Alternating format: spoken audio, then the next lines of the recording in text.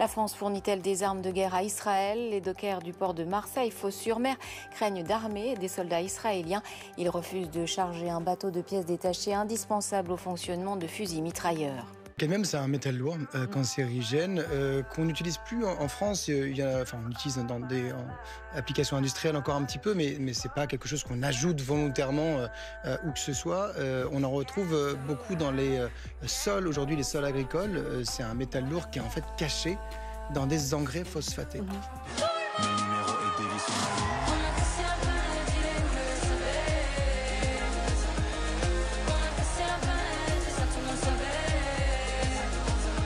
J'ai réalisé en 2020 des analyses d'urine sur des Français, des analyses de sol, de pommes de terre, des engrais phosphatés, et le constat était effarant. Il y avait du cadmium partout et on était surexposés. En réalité, c'est un scandale qui est connu de la science depuis une dizaine d'années. Le gouvernement est au courant depuis même plus qu'une quinzaine d'années et rien ne se passe. Je vous le disais, c'est un scandale sanitaire par essence. Bonjour, roi du silence. C'est moi, Avec le Happy Meal à 4 €, le roi du silence est de retour chez McDo. En France, on s'approvisionne avec le Maroc, avec les engrais phosphatés qui viennent du Maroc. Moi, j'y suis allé sur place. Ça a été d'ailleurs un peu compliqué avec les autorités marocaines. Aujourd'hui, on sait que les engrais marocains phosphatés sont plus chargés en cadmium que d'autres engrais. Mais comme il y a des accords historiques et des multinationales françaises qui s'approvisionnent au Maroc, eh bien, on se retrouve avec cette situation aujourd'hui et avec cet appel des médecins. Olivier Faure l'emporte avec 50,9% des suffrages contre, regardez, 49,1% pour Nicolas Meyer-Rossignol. À l'élection présidentielle, moi je veux une coalition qui permette de réconcilier socialistes, écologistes, communistes, ex-insoumis, place publique, faire en sorte que nous puissions... Insoumis, pas les insoumis. Oui, ex-insoumis.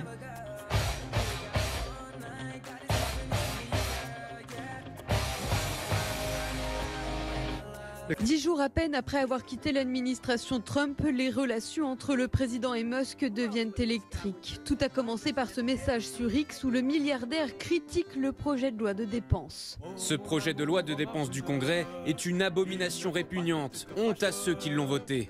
Elon et moi avions une bonne relation. Je ne sais pas si c'est encore le cas, j'ai été surpris.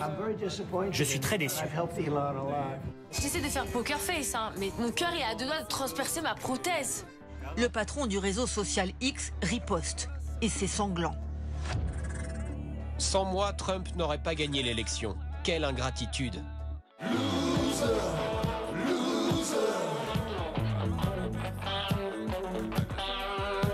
Au tour de Donald Trump de répondre sur son réseau Truth Social.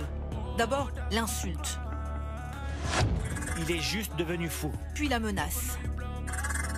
Le plus simple pour économiser des milliards et des milliards de dollars dans notre budget serait d'annuler les subventions et contrats gouvernementaux du patron de Tesla et SpaceX.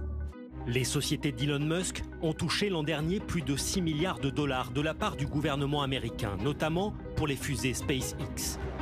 Le patron de SpaceX menace de suspendre les vols du vaisseau Dragon vers la station spatiale internationale avant de faire marche arrière quelques heures plus tard, peut-être influencé par le dévissage de son entreprise Tesla, qui a perdu des dizaines de milliards de dollars de capitalisation à Wall Street après la joute verbale.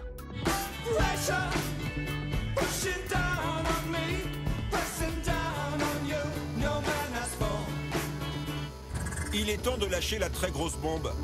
Trump figure dans les dossiers Epstein. C'est la vraie raison pour laquelle ils n'ont pas été rendus publics. Elon Musk rallume la théorie des liens entre Donald Trump et le délinquant sexuel Jeffrey Epstein. Il republie même cette ancienne vidéo des deux hommes côte à côte. Je ne suis pas étonnée que deux narcissiques sociopathes ne puissent pas s'entendre. Deux hommes riches, deux gros égaux. Ils ne peuvent pas coexister longtemps. Ce sont deux hommes très têtus. Je savais qu'ils finiraient par s'affronter ou quelque chose comme ça. Nouvelle décision choc de l'administration Trump. Washington a sanctionné hier 4 magistrats de la Cour pénale internationale, estimant que leur procédure visant des crimes de guerre de soldats américains en Afghanistan, ainsi que l'exécutif israélien à Gaza était illégitime. 3, 2, 1... Et 18, c'est parti.